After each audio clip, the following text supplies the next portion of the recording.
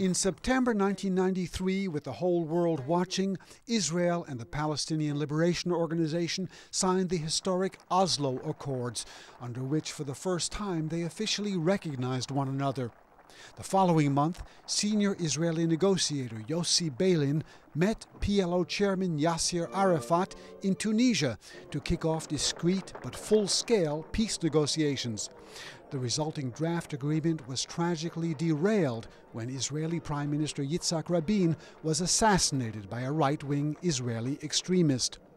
But Beilin, on a visit to Washington, said those negotiations were especially useful. In the past, we were not so sure about the ability to do something like this.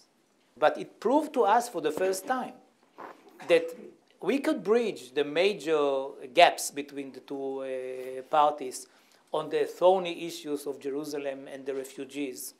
At a public meeting here at the Carnegie Endowment for Peace, an independent think tank, Beilin and senior Palestinian negotiator Samieh Al-Abid spoke about 2 decades of distrust, missed opportunities, and occasional breakthroughs. The 2002 Arab Peace Initiative, led by then Crown Prince, now King Abdullah of Saudi Arabia, was such a breakthrough, even though its importance was underappreciated, says Beilin.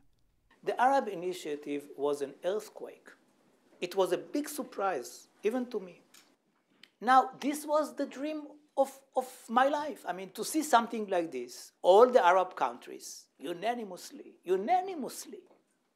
how come?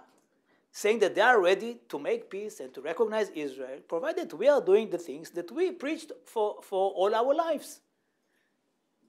End occupation, and they live in peace with our neighbors. Beilin, who was a minister in 3 labor governments, and Al-Abid believe the differences between the two sides today are really not very big. So why is there no overall peace agreement? Both men believe Israeli Prime Minister Benjamin Netanyahu is simply not willing to make the necessary sacrifices. There is no Israeli partner today for a permanent agreement.